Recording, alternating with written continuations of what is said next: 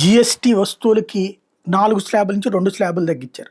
సరే దాన్ని దోచుకోవడం తగ్గించడం అనేటటువంటి దిక్కుమాలిన పదం చెప్పి అంటే మేము జీవితకాలం దోచుకున్నాం.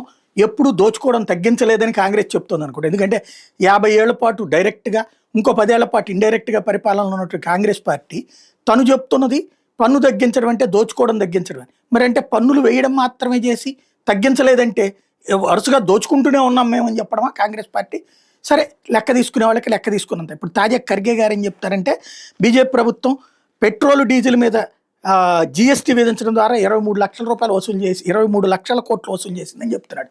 ఈ పిచ్చోడికి తెలియంది ఏంటంటే పెట్రోల్, డీజిల్ మీద ఇంతవరకు జీఎస్టీ లేదు. రాష్ట్రాల్లో జీఎస్టీ లేదు. జీఎస్టీ అనేటటువంటిది దేని మీద ఉంది? ఆ పెట్రోల్, డీజిల్ కాకుండా మిగతా వాటి మీద ఉంది. పెట్రోల్, డీజిల్ ఏది కేంద్ర ప్రభుత్వం వేస్తున్నటువంటిది కానీ రాష్ట్ర ప్రభుత్వం కానీ జీరో జీఎస్టీ అని పెట్టారు అందులో. అంటే ఇతర సుంకాల మీదనే నడుస్తున్నటువంటిది. జీఎస్టీలోకి తీసుకొస్తే 60 రూపాయలు పెట్రోల్ ఉందంటే 88 రూపాయలకే వస్తుంది. 28లో వేసుకున్నాం. ఇప్పుడు 28 కూడా పోయింది. అప్పుడు 18 రూపాయలకే వస్తుంది. లేకపోతే 8 రూపాయల ఖాతాలోకి వస్తుంది.